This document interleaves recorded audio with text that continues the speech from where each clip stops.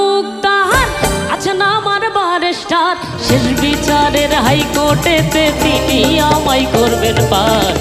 আমি পাপী তিনি জামিনদার, আমি পাপী তিনি জামিনদার। আছেন আমার মুক্তার, আছেন আমার বারেস্টার, আছেন আমার মুক্তার, আছেন আমার বারেস্টার, শেষ বিচারের হাইকোর্টেতে তিনি আমায় করবেন পার।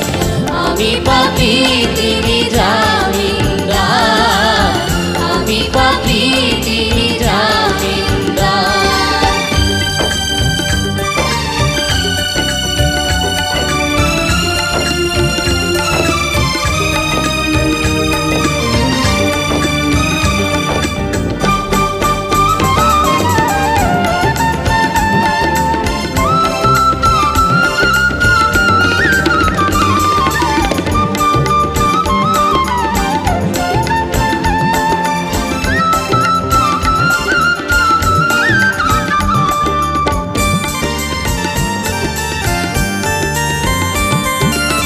মনের ঘরে তালা দিয়া চাবি লইয়া আছেন সাই, আমি অধম সাধ্য কি তার হুকুম ছাড়া বাইরে যায়, হুকুম ছাড়া বাইরে যায়।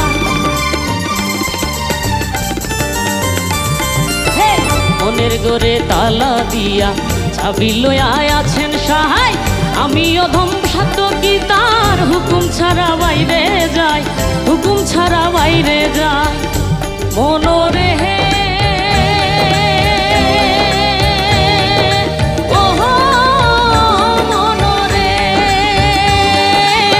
পারাপারের থাকলে তারা সঙ্গে নিও গাড়ি ভাড়া, পারাপারের থাকলে তারা সঙ্গে নিও গাড়ি ভাড়া, পারাপারের থাকলে তারা সঙ্গে নিও গাড়ি ভাড়া, পারাপারের থাকলে তারা সঙ্গে নিও গাড়ি ভাড়া। জবাবদিহি করতে হবে ধরলে ঠিক কালেক্টর, আমি পাপী তিনি জামিনদার, আমি পাপী তিনি জামিনদার, আমি পাপী তিনি জামিনদার, আমি পাপী তিনি জামিনদার, আমি পাপী তিনি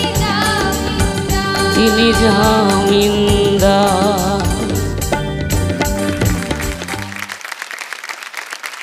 আছেন আমার মুক্তার, আছেন আমার বারেস্টার, আছেন আমার মুক্তার। ওর মেধা শক্তিটাকে আমি স্যালুট জানাই। ও এতটুকু অল্প বয়স, বাট ওর কিছু ক্যাপাসিটি আছে যেটা একটা সিচুয়েশনকে কন্ট্রোল করতে পারে।